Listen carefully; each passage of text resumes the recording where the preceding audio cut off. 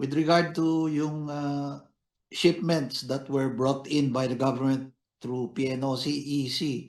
So all 4 shipments of diesel have now arrived in the Philippines. Yung unang shipment natin was offloaded sa La Union, Batangas, and yung next 2 shipments were offloaded sa Subic in Philippine Coastal Facilities. Itong last shipment just came in this morning, and it's being offloaded sa Davao City through a commercial tank farm as well. So in total, yung 4 na cargos na ito delivered from March 25 to early this morning in a span of 1 month totaled about 178 million liters of diesel.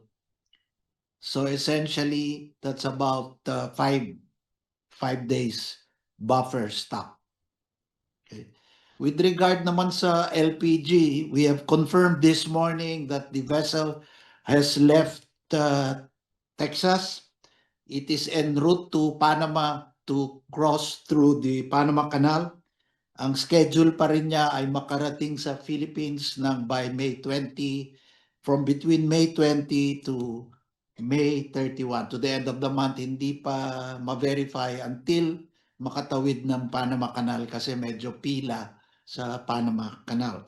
So that's the news from our side in terms of increasing the buffer stock for our diesel and for our LPG users. The total expected available day supply, meaning yung average na supply natin.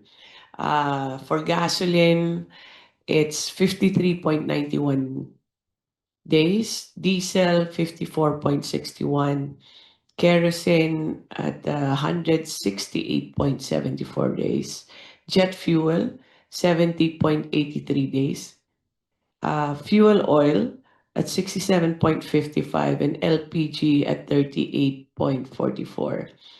These are good numbers. Ang LPG is slowly increasing, especially since we have ordered already a consolidated order with some of our oil companies, company from a supplier in the US.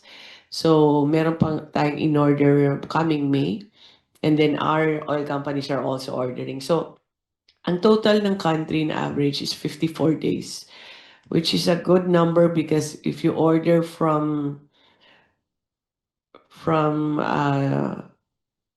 America, South America, or North America, it will take about 30 days for it to be delivered here.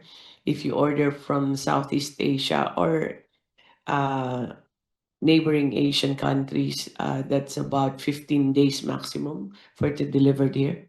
Some could even be as short as 7 days. So continuous po ang deliveries natin from all the countries. We consume, if you see that we consume every day 34,000 liters or million liters to 34 million liters per points, 34.654 liters per day. Hindi po bumababa po yung number of days natin kasi tuloy-tuloy din yung pagdagdag kahit kumukonsumo tayo ng 34 million liters every day ng diesel. The same for gasoline, kahit 24.631 po million liters ang nakokonsume ng buong bansa, hindi rin bumababa yung number of days natin kasi tuloy-tuloy ang pag-deliver tuwing nag-o-order yung mga oil companies natin, nakaka-deliver naman yung mga suppliers nila.